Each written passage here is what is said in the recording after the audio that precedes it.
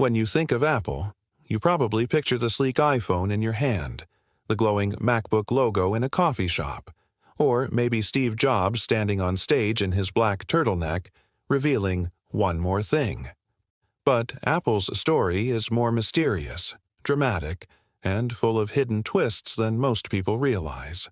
Behind the polished glass screens and billion-dollar launches lies a history of shocking failures, secret decisions, and unbelievable coincidences that shaped the world's most valuable company.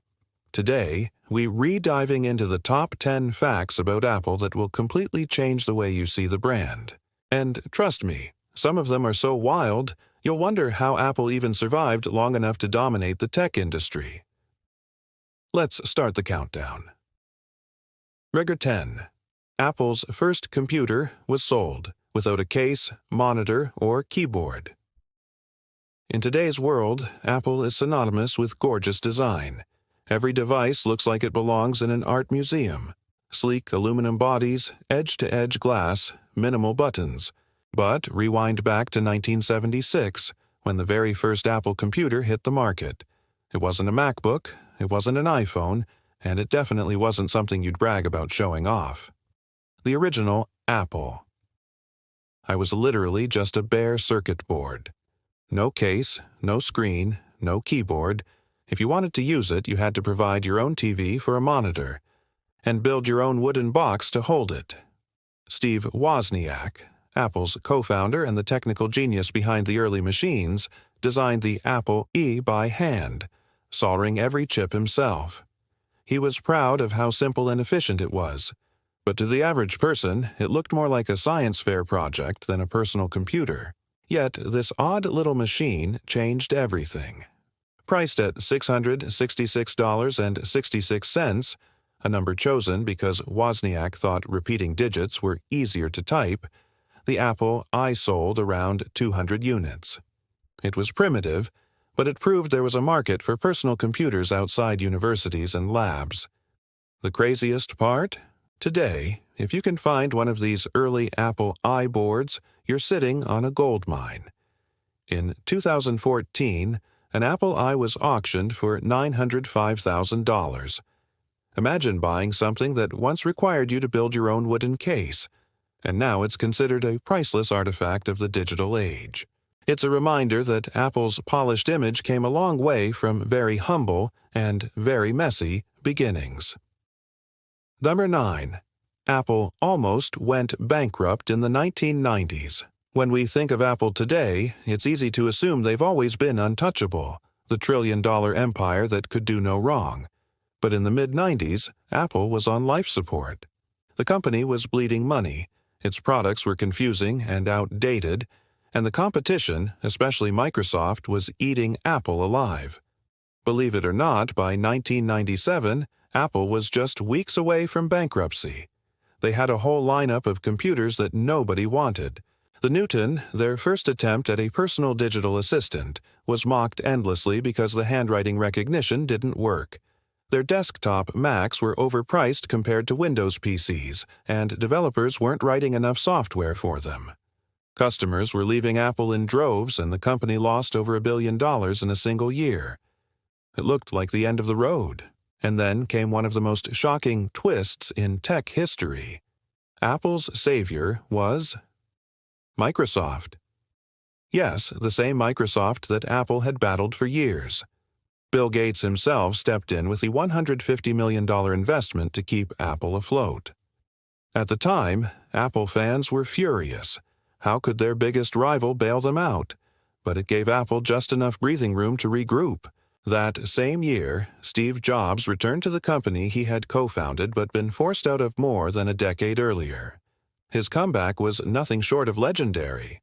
He cut unnecessary products, streamlined Apple's focus, and eventually unveiled the iMac, a colorful, futuristic-looking computer that reignited public excitement. Without that Microsoft investment and Jobs' return, Apple likely wouldn't exist today.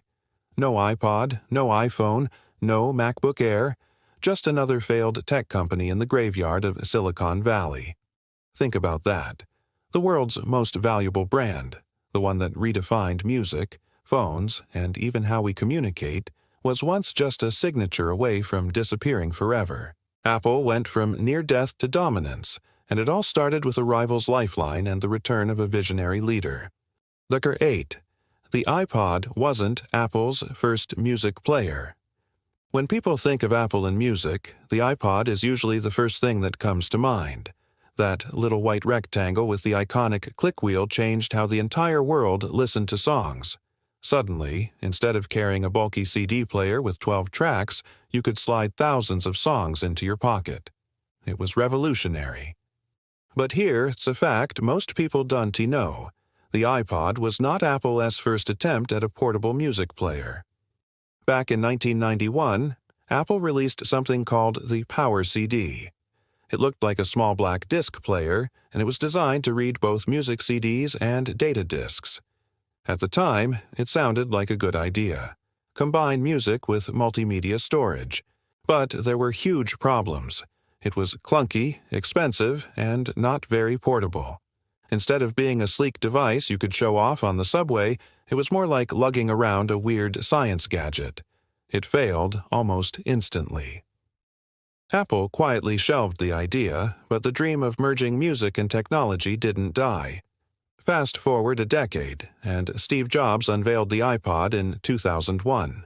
The marketing pitch was simple but powerful. 1,000 songs in your pocket. It wasn't the first MP3 player ever made, but it was the first to make sense to everyday people. The sleek design, the intuitive click wheel, and the seamless integration with iTunes transformed how we consumed music. To get a sense of how massive the impact was, think about the American teenager in 2005. Instead of carrying a stack of CDs to school, they clipped a little iPod Shuffle to their hoodie and instantly had a soundtrack for every mood. Joggers, students, even business executives were all united by those distinctive white earbuds. The iPod didn't just save Apple, it turned the company into a cultural icon. Here's the wild part. If Apple had given up after the Power CD flop, they might never have tried again. No iPod would mean no iTunes dominance, which means no iPhone, because the iPhone was basically born as a phone that could also play music. The failure of the Power CD set the stage for the success of the iPod, which in turn laid the foundation for the devices we can't live without today.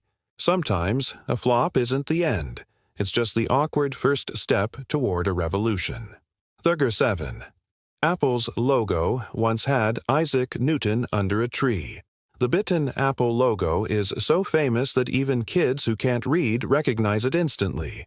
It's clean, simple, and unforgettable. But here's a fact that almost no one outside of hardcore Apple fans knows. Apple's very first logo was completely different and, honestly, kind of bizarre. In 1976, when Apple was founded, co-founder Ronald Wayne, the forgotten Apple co-founder who later sold his shares for just $800, designed the company's original logo. Instead of the sleek bitten apple we know today, it was an elaborate black-and-white drawing of Sir Isaac Newton sitting under an apple tree, with an apple dangling above his head. The border of the logo even had a quote from English poet William Wordsworth. "Newton, a mind forever voyaging through strange seas of thought alone." Sounds poetic, right? But as a logo, it was a disaster. Imagine trying to slap that complicated drawing onto the back of a tiny computer case. It looked more like a book cover for a science textbook than a modern tech company S emblem. Steve Jobs quickly realized it wouldn't work. He wanted Apple to be a consumer brand, accessible, bold, and modern. So, within a year, he hired Rob Janoff to design something simpler. The result was the rainbow-striped apple with a bite taken out of it, symbolizing both knowledge, a nod to the biblical fruit of knowledge, and making sure people didn't confuse it with a cherry or tomato. Over time, the rainbow stripes disappeared, replaced by the minimalist chrome and flat designs we know today. What's fascinating is how important branding was from the very beginning. Apple understood that technology alone wasn't enough. People had to feel something about the product. Just like Coca-Cola isn't just a soda, Apple isn't just a gadget. That logo, simple as it seems, carries decades of meaning: creativity, rebellion, innovation, and status. Think about it. A kid pulling out a MacBook in a college library doesn't just see a laptop. They see the glowing Apple logo as a statement. A parent buying their first iPhone isn't just getting a phone. They rejoining a global community with its own identity. And it all started with a rough sketch of Isaac Newton under a tree, a design that was quickly scrapped, but paved the way for one of the most powerful logos in history. Record 6. Apple once fired Steve Jobs. It's hard to imagine Apple without Steve Jobs. He's the face of the company, the showman, the visionary, the guy who made audiences gasp when he pulled the first iPhone out of his pocket in 2007. But here's the shocking truth. Apple once fired him. Yes, the company he co-founded actually pushed him out of his own creation. The drama unfolded in the mid-1980s. Apple had exploded onto the scene with the Apple II, then stunned the world with the Macintosh in 1984, famously introduced during that iconic Super Bowl ad. But behind the scenes, things were messy. Jobs was brilliant, but he was also unpredictable, demanding, and notoriously hard to work with. He clashed constantly with then-CEO John Sculley, the very man Jobs himself had recruited from Pepsi by asking, "Do you want to sell sugar water for the rest of your life, or do you want to change the world?" By 1985, the board had had enough. They sided with Sculley, stripping Jobs of all real power. Humiliated, Jobs quit Apple entirely. Think about that. One of the most influential figures in tech history walked out of the company he created, not knowing if he'd ever return. For most people, that would have been the end. But for Jobs, it was the beginning of his greatest transformation. He founded Next, a computer company that made sleek, futuristic machines aimed at education and business markets. While Next didn't sell well, its technology was groundbreaking. The Next computer was actually used by Tim Berners-Lee to invent the World Wide Web. At the same time, Jobs bought a small graphics division from Lucasfilm, which he turned into Pixar. Yes, the Pixar that gave us Toy Story, Finding Nemo, and The Incredibles. Fast forward to 1997. Apple was floundering, nearly bankrupt. Desperate, the company bought Next for $429 million, bringing Jobs back into the fold. Within a few years, he launched the iMac, the iPod, and ultimately the iPhone. The very man they once kicked out became the savior of Apple, steering it to heights no one could have imagined. It is one of the greatest comeback stories in business history, and a reminder that sometimes being pushed out of your comfort zone can set you up for even greater success. If Jobs hadn't been fired, there might be no Pixar, no iTunes, no iPhone, and Apple might still be struggling to survive. Number 5. The iPhone was almost called Moby or Telepod. Today, the word iPhone feels so natural, it's hard to believe there was ever another option. But when Apple was preparing to launch its groundbreaking smartphone in 2007, they tossed around a bunch of different names, and let's just say, none of them carried the same magic. One option was Telepod. The thinking was simple. It combined telephone with pod, tying it to the iPod brand. Sounds logical, right? But say it out loud. Telepod, it just doesn't roll off the tongue. Another contender was Moby, short for mobile. Again, not terrible, but it sounds more like a cartoon character than a device that would change the world. They even considered Tripod, since the phone would combine 3 main features: a phone, a music player, and an internet communicator. But the strangest suggestion of all? iPad.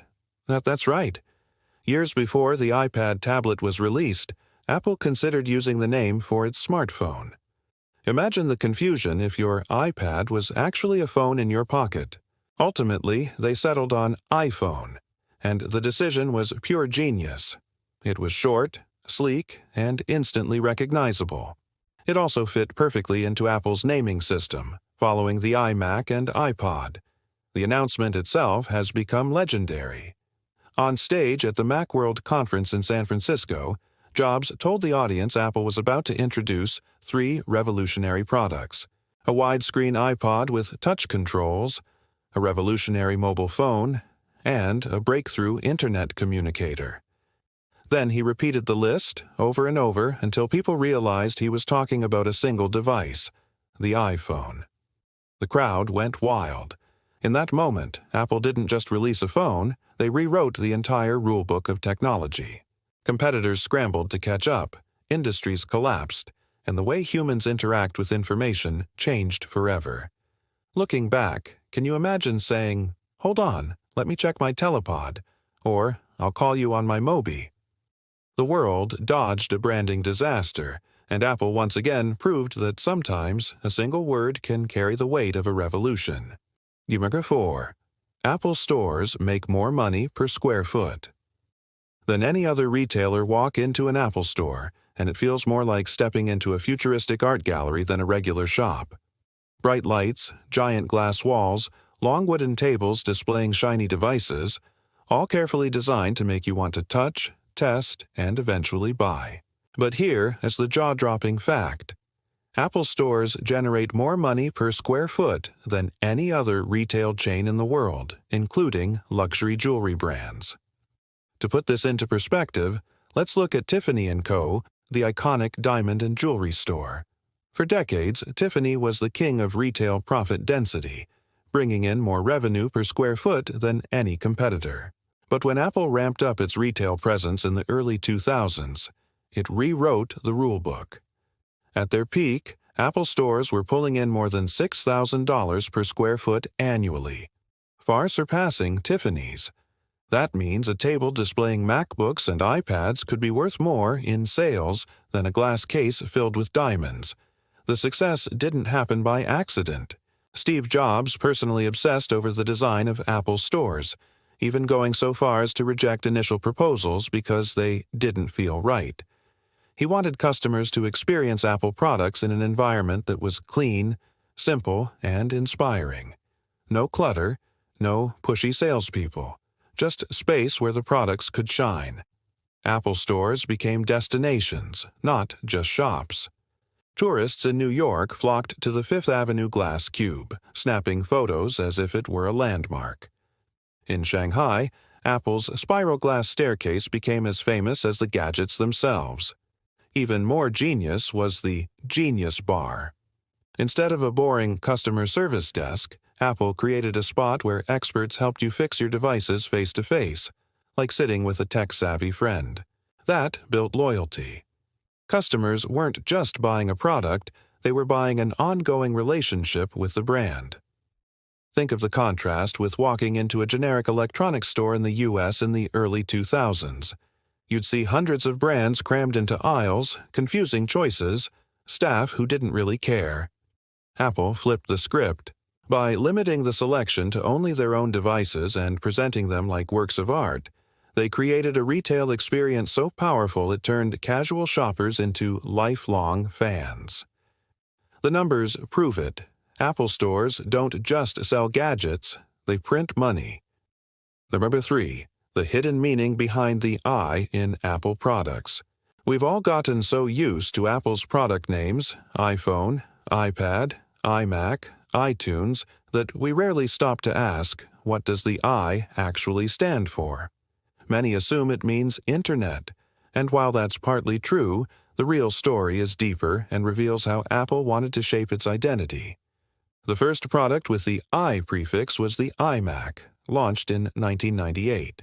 At the time, the Internet was exploding, and Apple wanted to emphasize that this computer was built for the online age.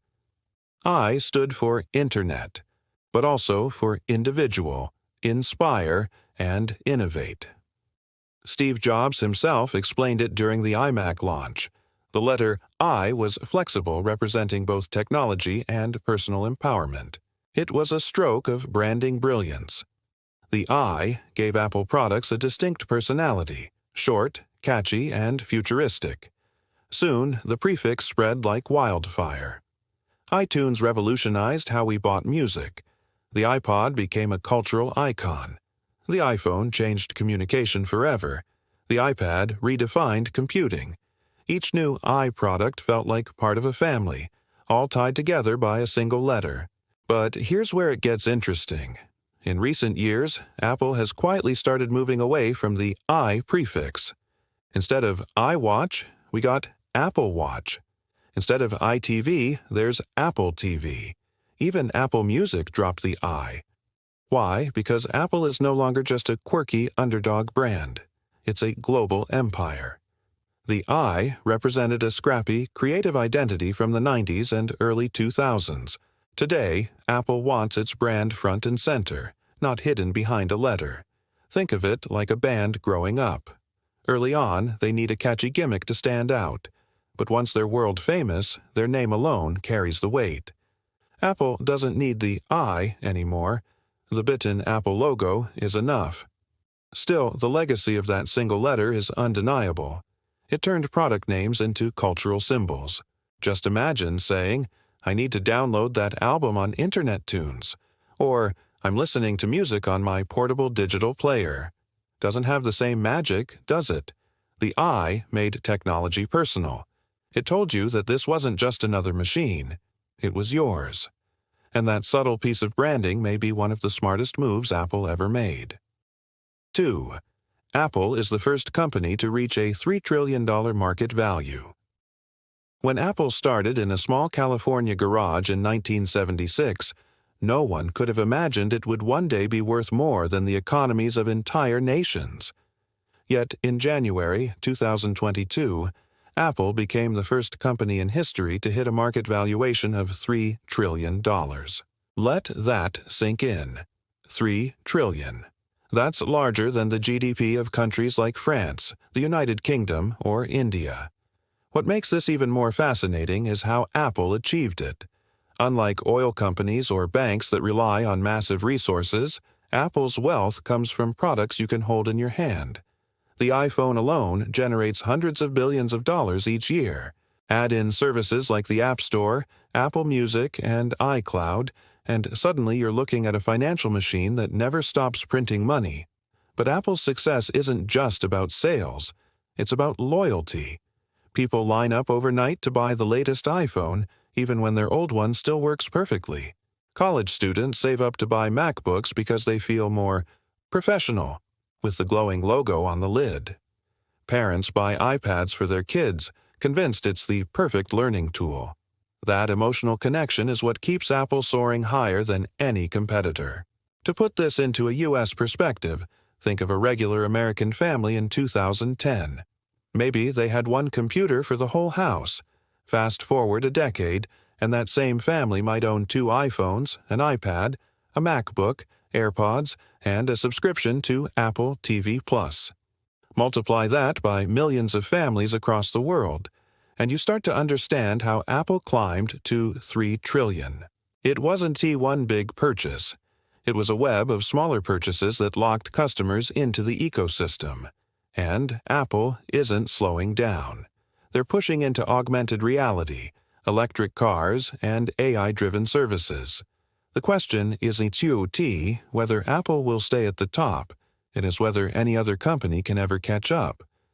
$3 trillion was just a milestone, but it also cemented Apple as more than a tech brand. It became a global financial powerhouse, shaping culture, economics, and even how governments think about corporate influence. Number 1. Apple was almost called something completely different. Here's the ultimate fact, the one that might blow your mind the most. Apple wasn't always going to be called Apple. Back in 1976, Steve Jobs and Steve Wozniak needed a name for their new computer company. The options on the table? They were not great. One possibility was Executech. Another was Matrix Electronics. Both sounded more like boring office supply companies than innovative tech pioneers. But Jobs had a different idea. At the time, he was experimenting with fruitarian diets and had just visited an apple orchard.